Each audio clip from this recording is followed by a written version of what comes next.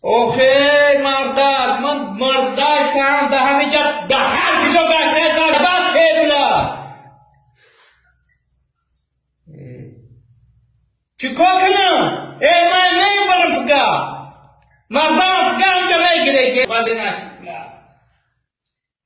ای چی گفت چی کارد؟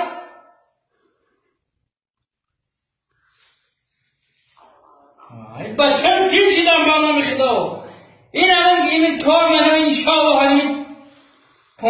روز کار منم سونا میگیرم میام خونه چیکار منه بکنی الان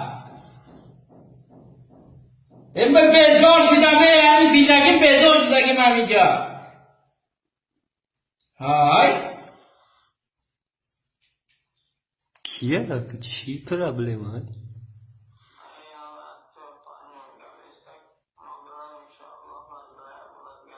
نه من گوش کن اصلا دین زن بزن خونه منم 20 روزگه کار منم همین بدل ما میگیرم میرم خونه من بیزارم همین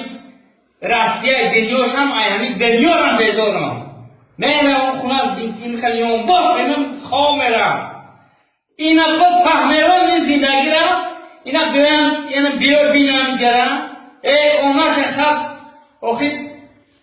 باید کار خواه خوام باید اینی بیتام این چی گفت این چی حالای مردم همین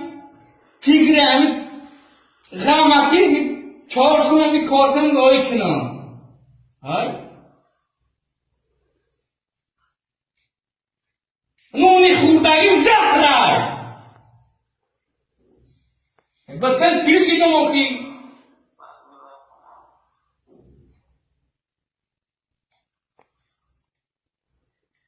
اوف دنیا همین میمردم پیکم خلاص میشدم هموش خوبه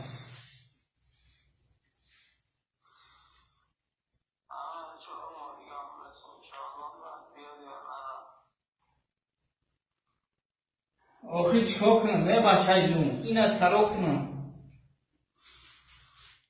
آخی به نام خدا قسم همین حرکت دارم این دو دارم آخی اینو میرم یا جا کار میکنم این نمیکنه سون اونجا میره کار میکنیم میذارم 4 سال نمیتونم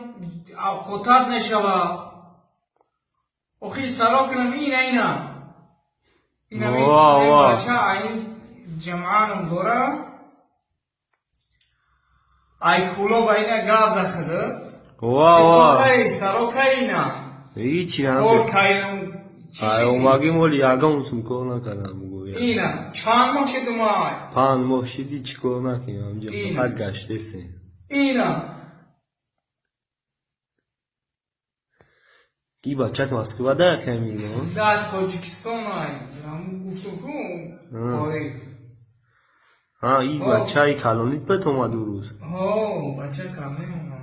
یه اومدنی های نه دانت همون مکتب توبیش کردیم